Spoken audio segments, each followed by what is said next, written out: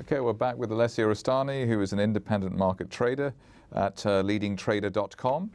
Usually has something spicy to serve up in terms of the financial markets. What's on your mind today? First of all, thanks for having me again, Zach. Good to be on your show. You're most welcome. Yeah, to be honest with you, my first thought was to come here and talk about the FTSE and the euro. But given what happened to the British pound last night when the UK election result, and I'm sure people are watching this by now, know what the result is.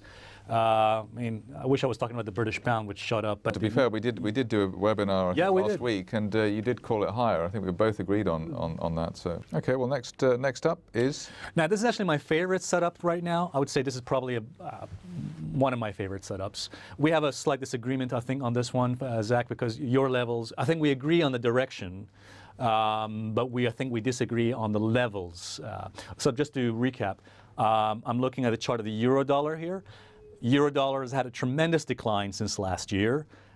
We've seen wave 3 complete in March, potential wave 3.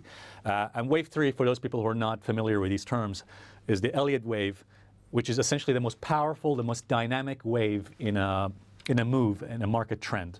So that's why you see a number 3 there on the chart.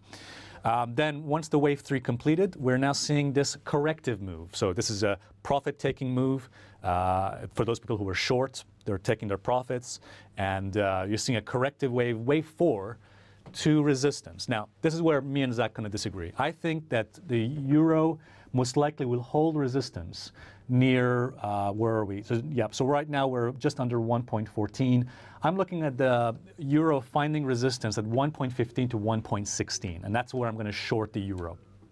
But I think, Zach, you said that you expect the euro to go a bit higher. Yeah, I think the 1.2. the 200-day averages, it was around 120 last week, and so maybe around 118, 19 right. Towards there. Even if, I mean, it's got to be a pretty sick market, which obviously this is, to not be able to make an approach on the 200-day line on a like a dead cat bounce situation. I will say this, I think, Zach, you'll agree with me. I think you've always been an optimist when it comes to the euro.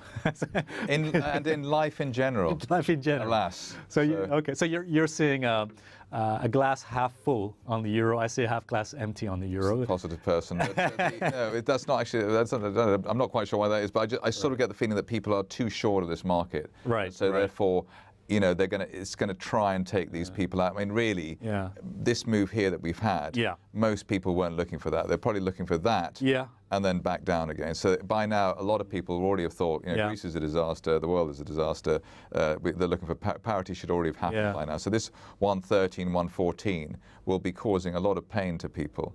And I think it's worth just seeing whether we can hold this level here around 111. I'm glad you mentioned that point here. I'm glad you mentioned that point about the, because you said that some people were expecting that level at 1.08 to be. Yeah, that should have been enough, and then back down. Exactly. Just a bit like this sort of move here. Now all I was going to say was that our premium members at Leading Trader, we actually told them that not to short the euro because the volume, there was above average volume on that.